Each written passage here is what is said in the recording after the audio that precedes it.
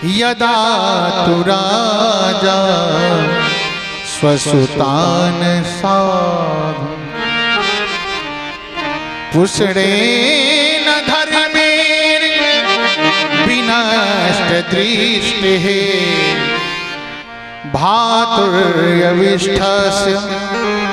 सुतान बिबन्धु प्रवेशलाछा भवने ददाह।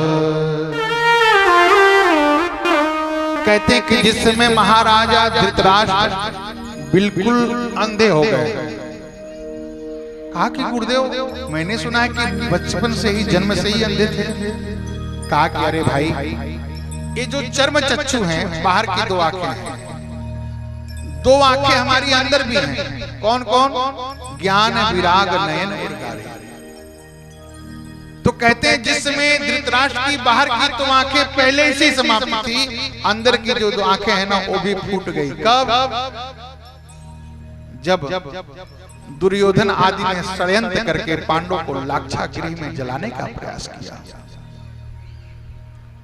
लाक्षागृह में जला के मार देना चाहते थे, लेकिन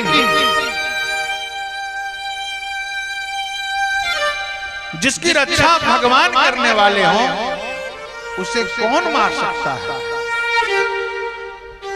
हमारी एक भी अर्जी कबूल हो जाए, तमाम उम्र की मेहनत वसूल हो जाए, और जमाना लाख बनी मेरी राह का काटा, तेरी दया हो प्रभु तो काटा भी फूल हो जाए, काटा भी फूल हो जाए। भगवान की कृपा हो जाए तो कुछ भी हो सकता है। मीराबाई को हलाहल विष पिलाया गया सरकार। मीराबाई ने विष का पान किया और वही विष अमृत हो गया, क्योंकि बचाने वाला तो परमपिता परमेश्वर है।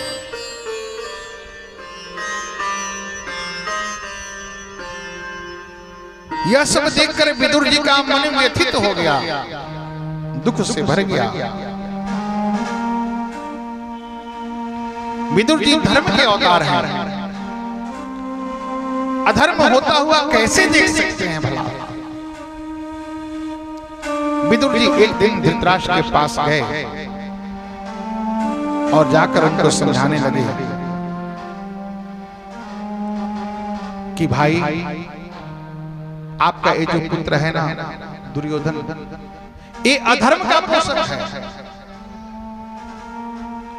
लेकिन आपको धर्म के मार्ग को ही चुनना चाहिए। क्यों? धर्मो रक्षत रक्षिता, जो धर्म की रक्षा करता है समय आने पर वही धर्म उसकी रक्षा करता है। कहते हैं आपको पता है धर्म की रक्षा करने के लिए ही पंचोटी में मां सीता ने लक्ष्मण रेखा को लांघा था, धर्म की रक्षा करने के लिए। और रावण जब हरण करके लंका में ले गया तो वही धर्म मां जानकी की रक्षा करता है। रावण इतना बलशाली है, लेकिन मां सीता एक तिनके को लेकर के, तिनके के आड़ को करके त्रिधड़ी ओट कहत वैदेही सुमिर अवधपति परम स्नेही ललकारती है रावण को। रावण मां जानकी का कुछ नहीं बिगाड़ पाता। क्यों? क्योंकि आज धर्म की रक्षा कर रहा है।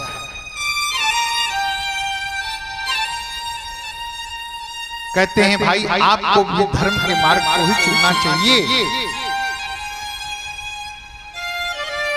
समझाते हैं, कहते हैं कि एक राज्य के समाप्त हो जाने से अगर पूरे देश की रक्षा हो जाए तो उस राज्य को समाप्त कर देना चाहिए, उसका लालच नहीं करना चाहिए। और कहते हैं कि भाई अगर शरीर के एक अंग के कट जाने से, उंगली, हाथ या पैर, पूरे शरीर की रक्षा हो जाती है तो उस अंग को कटवा देना चाहिए। और अगर किसी एक व्यक्ति के परित्याग से पूरे कुल की रक्षा हो सकती है तो उस व्यक्ति का परित्याग कर देना चाहिए, छोड़ देना चाहिए। ऐसे समझा रहे थे, तब तक कोई दुर्योधन से जाके बोला कि महाराज के पास विदुर चाचा बैठे हैं और आपके खिलाफ उन्हें प्रेरित कर रहे हैं, उकसा रहे हैं, समझा रहे हैं। अब जब इतनी बात सुना महाराज, दुर्योधन क्रोधित होकर चला आया और आकर के बोलने लगा, रीदासी पुत्र, तेरी ये औकात, हमारे टुकड़ों पर पड़ने वाला आज हमें महल से निकलवाने की बात कर रहा है। कैन मात्रोपजुहाव जिहाम दास्या सुत यद बलि ने उपष्ट, हमारे अन्न को खाकर तू बलि हुआ है और तू मेरे ही खिलाफ मेरे पिता को भड़का रहा है। सिपाहियों से कहता है, देखते क्या हो, धक्के मार के बाहर करो इसे, तुरंत महल से बाहर करो। वहीं पे महाराज धृतराष्ट्र बैठे थे, एक शब्द नहीं बोले, कुछ नहीं बोले। और ये बात विदुर जी को अच्छी नहीं लगी, क्योंकि सामर्थ्यवान थे, बोल सकते थे, डांट सकते थे, लेकिन कुछ नहीं बोले। तो समझ गए कि दुर्योधन जो कुछ भी कर रहा है इनकी सहमति के बिना नहीं हो रहा है, सब में सहमति है इनकी। अब हमें यहां से चलना ही चाहिए। सचिव वैद गुरु तीन जो प्रिय बोलहि भय राज धर्म तनु तीन करे होहि बेगहीना। सचिव अर्थात मंत्री, सलाहकार, अगर आपके मत के अनुसार ही सलाह देने लगे, जो आपको अच्छा लगे, भलाई से मतलब नहीं है, आपको क्या अच्छा लगता है उस अनुरूप अगर सलाह देता है तो समझिए कि आपका विनाश जल्दी ही होने वाला है। और डॉक्टर, अगर आपकी तबीयत खराब हो गई, आप डॉक्टर के पास जाओ, डॉक्टर कहे कि भाई सुई लगाना पड़ेगा, आप कहो कि नहीं डॉक्टर साहब सुई मत लगाइए, या फिर ग्लूकोज चढ़ाना पड़ेगा, आप कहो कि मत चढ़ाइए डॉक्टर साहब, और आपके जैसा चाहते हैं वैसा अगर इलाज करे, डॉक्टर साहब ऑपरेशन मत करो, तो क्या होगा? समझ लो कि प्राण बचने वाले नहीं हैं। हाँ, प्राण बचने वाले नहीं हैं। और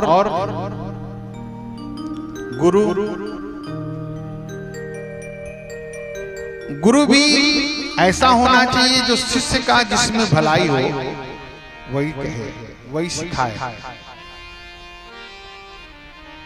शिष्य के अनुरूप ना चले। अगर शिष्य के अनुरूप चलेगा तो शिष्य का भला नहीं है। बोली वृंदावन बिहारी लाल की जय। अब महाराज विदुर वहां से चले, लेकिन क्या किए, अपने धनुष और बाण को दहली पर ही रख दिए, ताकि कौरव को ये न लगे कि मैं उनके तरफ से जाके युद्ध करूंगा। धनुष बाण को रख दिया संकेत रूप में कि अब मैं किसी के तरफ से नहीं हूं, और निकल गए। कजली का वन था, उसी वन में जाकर उनकी पत्नी सुलभा और